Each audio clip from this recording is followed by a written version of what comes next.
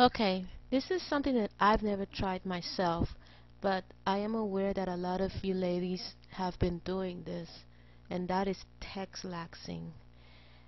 Texlaxing, relaxing, texturizing are in fact quite the same thing. All three of these treatments involve the use of chemicals, okay? And these chemicals is basically to change the structure of a natural curl pattern. So either way you look at it, you are dealing with a chemical. Now, since I started with texlaxing, let's try to understand exactly what this means.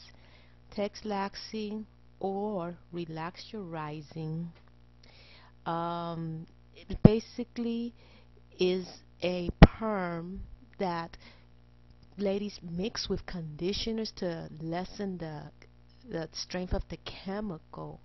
That's what I understood when I was researching this. The relaxer chemical has oils or conditioners added to it to make it less potent. Then it's applied to the hair the same way as a normal relaxer. Now, again, as I was explaining, you're trying to loosen the kinks, you know, the kinks or the coils or the tightly curled pattern of the individual hair strands to make it easier to comb, to loosen the natural curl pattern of the hair. However, you still trying to have the elasticity in the hair for strength. Now, all that's good and dandy, but I'm still concerned about this because you are still dealing with a chemical.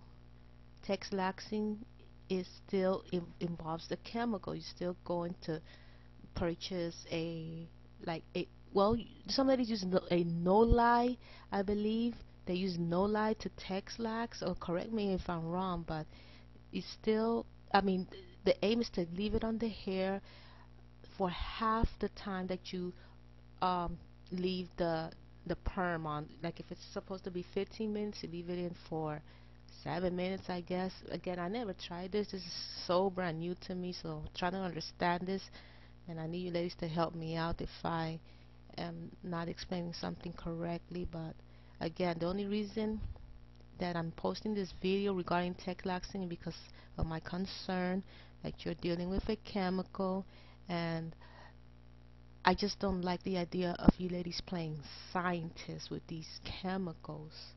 Remember, relaxers can be very dangerous when applied improperly. Okay? So just keep that in mind. You still have to perform a strand test even if you're going to texlax. Okay? Because relaxing involves the use of sodium hydroxide. Alright? Well, sodium hydroxide is in the light relaxers, I believe, and that is the strongest and gives the most dramatic effect. And I believe the no light relaxer has something, it still has hydroxide ingredient, but it's guanidine. Hopefully I'm pronouncing it correctly. It's Guanidine. So that's still chemicals we're dealing with, and it can be dangerous. Um, Look, if you want to loosen your curl pattern, I mean, I'm aware that you ladies that are natural do use the hot comb to straighten at least once a month just to see the length. Why don't you continue to do that? Or if you if why don't you use a texturizer instead? So texturizers, for example, like Just For Me softener is a texturizer. There's some salon brand texturizers. You can speak to the salon owner regarding the brand of texturizer for them to evaluate your hair, to see if that particular brand is good. Texturizing, by the way, generally is a very mild form of a relaxer. Okay. The aim of a texturizer is also to soften the hair texture and leave it with curls or waves, but it still leaves enough volume in the hair. Okay, now ladies, this all depends on your natural curl pattern for per individual strand. The results, the results all depends on okay, let me explain. For example, large corkscrew curls will become S-shaped curls with the texturizer. Tighter curls will look loosened, and hair with no definite curl pattern will usually get waves. Okay. Um, I wanted to discuss, I guess, the pros and cons of texlaxing. So let's look at that. Let's see. Well, let's see if I should start. Okay, yeah, start with the pros. It's easier detangling of the hair. You know, um, you want you want to be able to comb through your hair much more easily, make it more manageable. Okay. Um, the hair will still have a lot of its elasticity left behind, so it is less prone to breakage than the relaxed hair. I don't know about that because it all depends on how you comb, how you style your hair, and I've taught you ladies how to do that efficiently. So that depends. It's easier to style. Supposedly it's easier to style. I've never texlaxed. I relax my hair completely.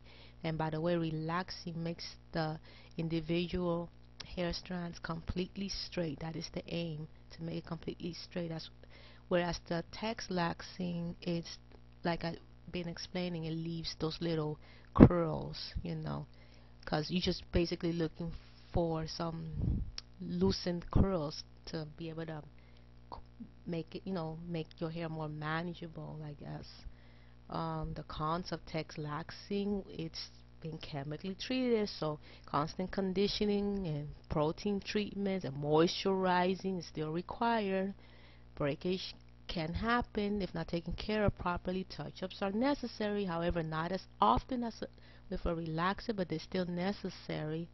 Okay, so some good products for texlaxing, I guess, will be the ORS and Revlon. Some of you ladies that texlax use those products. Or there's this one called Illusions Relaxer.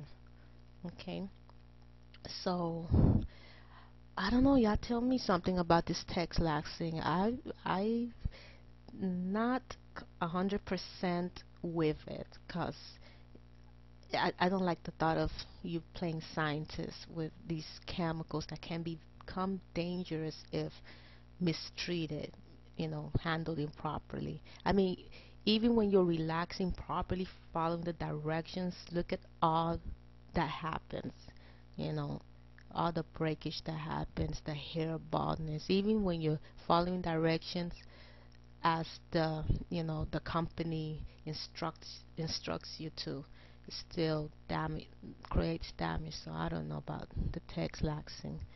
I just wanted to throw this out there so if you didn't know about it, now you know a little bit something about it. But if you ladies have experience with texlaxing, chime in and educate all of us too.